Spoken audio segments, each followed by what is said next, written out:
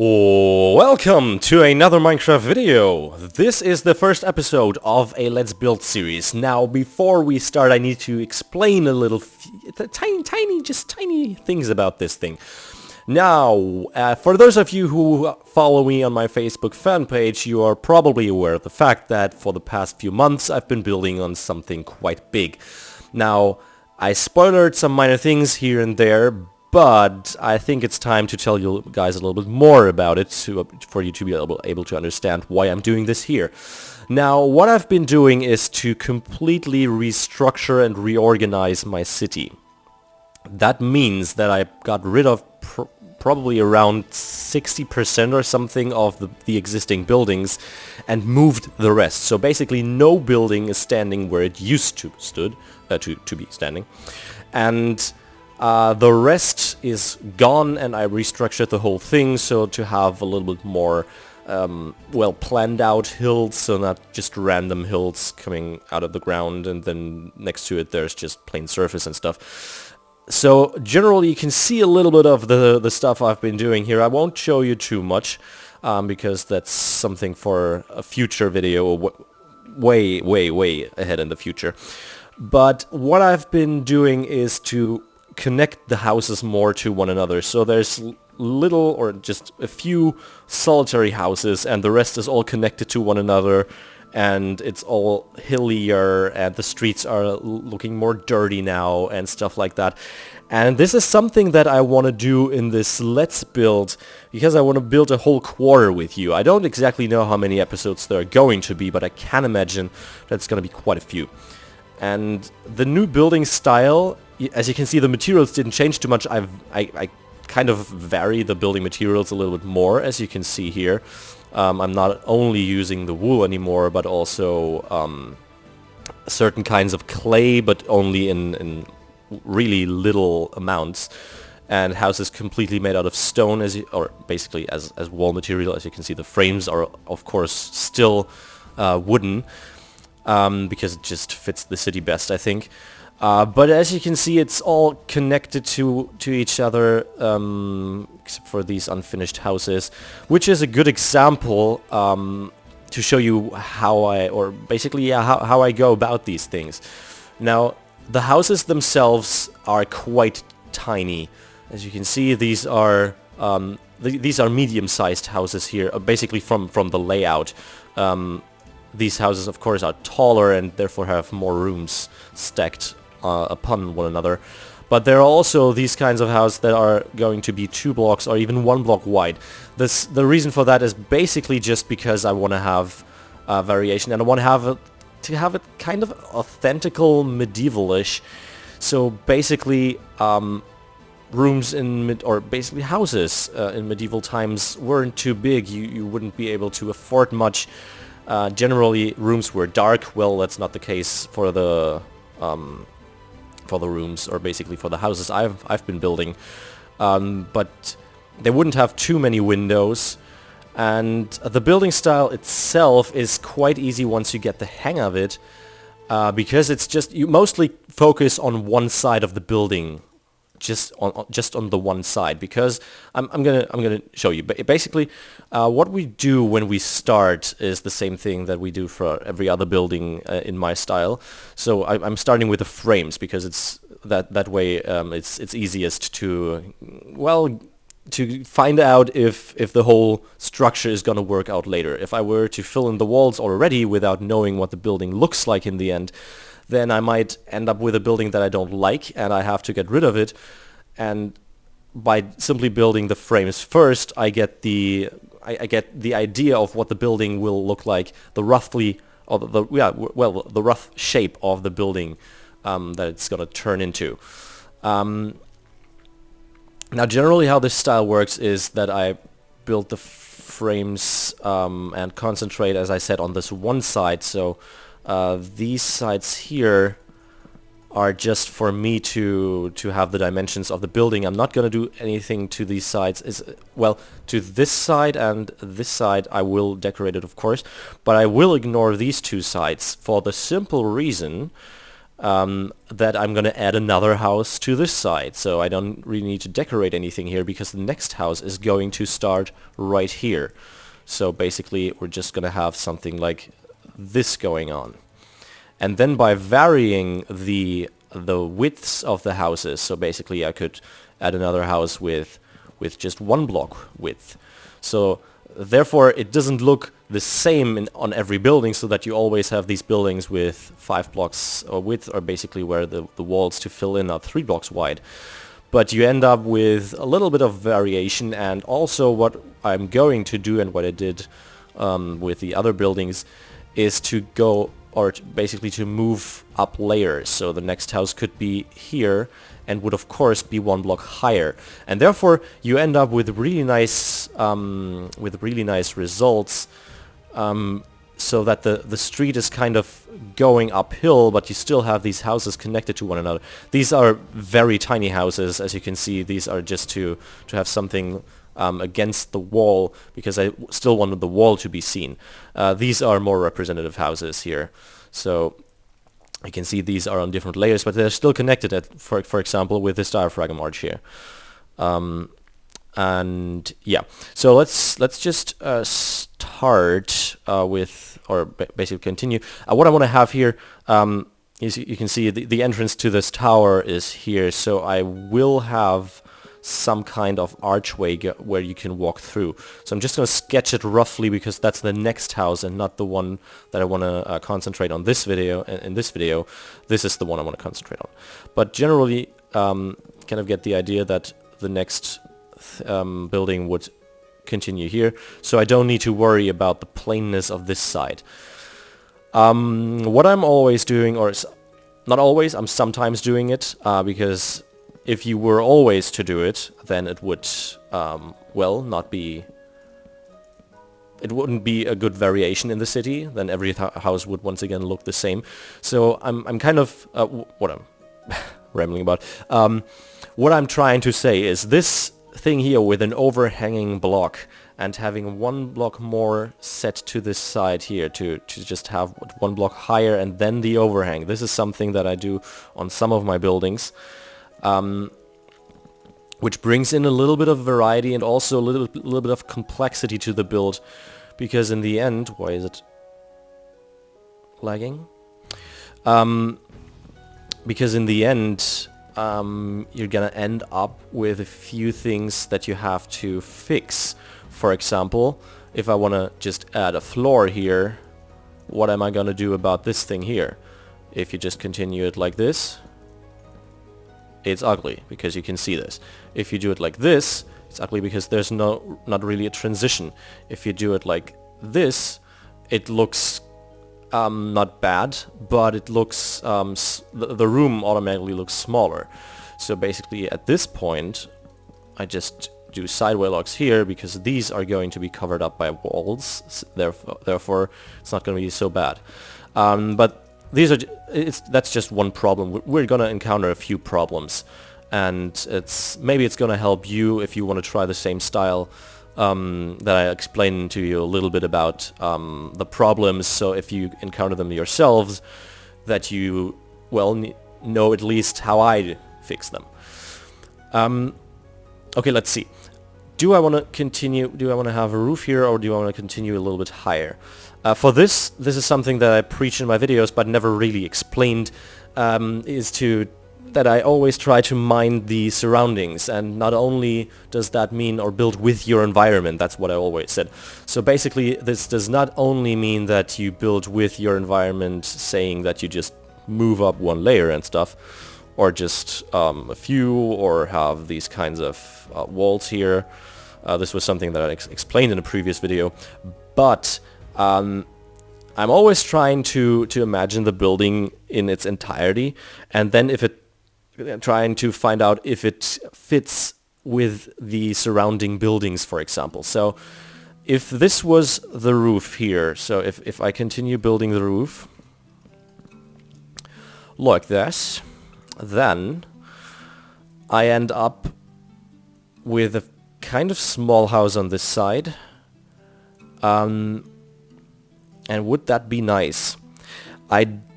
I do think that it would look weird if you walk here and this house ends exactly here. I don't quite know why. I can't really explain it. But it would seem weird, and the contrast, I think it's the contrast would be too massive between this side here with this tall building and this tiny building on this side. So, and look around you. This is a tall building. This is a tall building. This is a little bit smaller, but still tall in comparison to that. This is also quite tall, and then this one is going to be tiny. So, no, not going to do that. But we can make this fake roof here, and just add one more layer.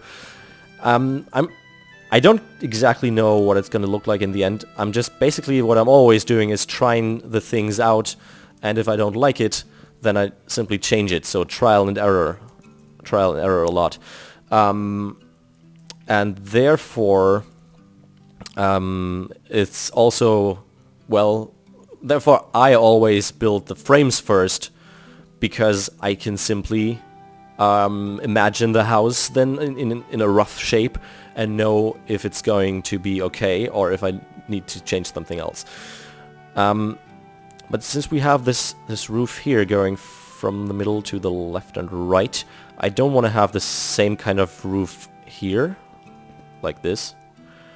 But I want to have it going into the other direction, like here. And if my math is correct, and it is, we are going to end up with an even number on this side, which is something that I avoided, but it could be avoided simply by building up this wall here further up. But I kind of want to have it like this because otherwise this room would look weird with this one log on this side here, this one crossbeam, and there wouldn't be another one here, because basically the walls would be here, right? So I'm just going to keep it like that. So these are things that, this is also a problem that you encounter from time to time when building like this. But it can be easily fixed. So basically what I'm going to do is to have the rise,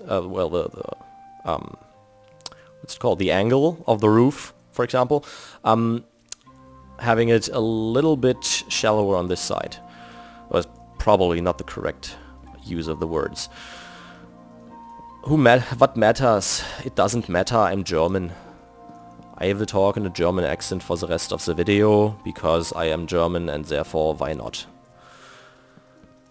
So, then this is something that I also do sometimes, or basically after building the frames, is that I build the roof, because once the roof stands, it's really easy for me to see the entirety of the building the way it would look later on, right? And I'm gonna stop talking in this accent because it actually is harder for me.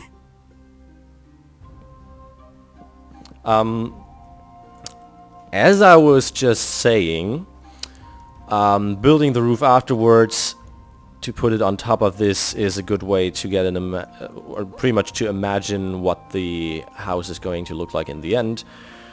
And here we can see that this side is terribly plain, and since I'm not gonna ignore it like this side, because there's gonna be a building set to this side as well, I need to do something here. And a nice idea, I think, would be to have an extra entrance on this level, because we just end up on the same layer like up here. So I think I'm just gonna add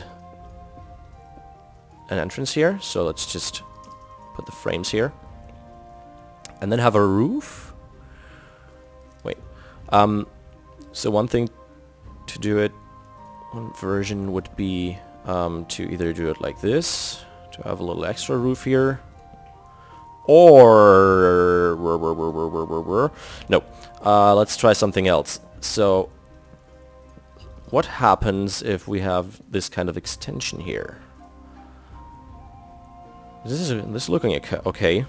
completely disregard the fact that this side is completely plain, because there's probably gonna be a building somehow connected to it like this. So you don't need to worry about the plainness, the flatness of this wall in this area. So I'm just gonna keep this here for me to, as a reminder, which is a nice way to do things. Always make reminders for yourself. And if I'm going to add something here, a roof shape here, will this look nice? I think it does. I think it does. Now I think this looks much better than just having the smaller building with the roof ending here, because now it's a little bit taller than the building on the left. So if you come in here, yeah, you see the different heights of the building, or basically, well, they appear to be on the same height. Are they? No, this is half a block higher. But since this is just the tower and this is the rest of the building, and it's quite massive in comparison to the building on the left, you can see that it covers a little bit of the tower, but not too much, so it's not too tall. And it kind of ends up on the same layer from here when you're standing here, like the wall in the back. So this is also a nice thing. And if you walk around here, you can see that it's changing. And yeah, well, I think this looks nice and makes a nice impression. And now I'm just gonna fill in the rest of the frames for the building here. Do you want to have a window here? I think I do. On this side there's not going to be a window. On this side, none either. Like this, like this. And I think it's high time to end this video. And let's just, no, let's not do anything here. And it's just perfect because I already finished the frames. Hooray! Let's just do it like this. Okay. I think this is enough for the first video. In the next video I will make... Well, I will fill in the walls, and I will build this building over here, the frames over here.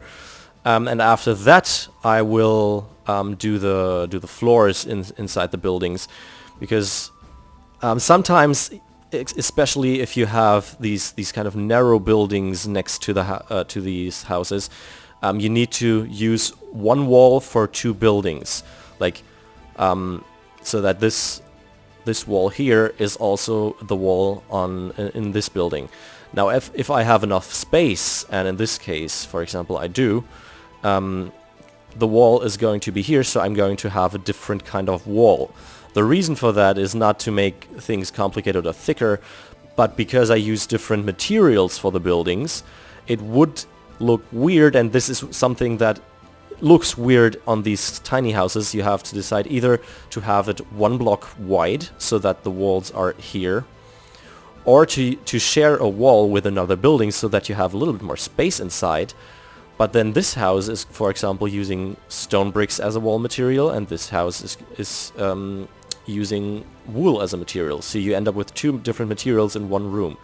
And this is why I mostly finish a whole street with only the frames built and no wall materials filled in. And then only afterwards I fill these in to kind of figure out, okay, which wall material looks nice, and do I need to make the walls thicker, or do I have to make a double wall and stuff like that.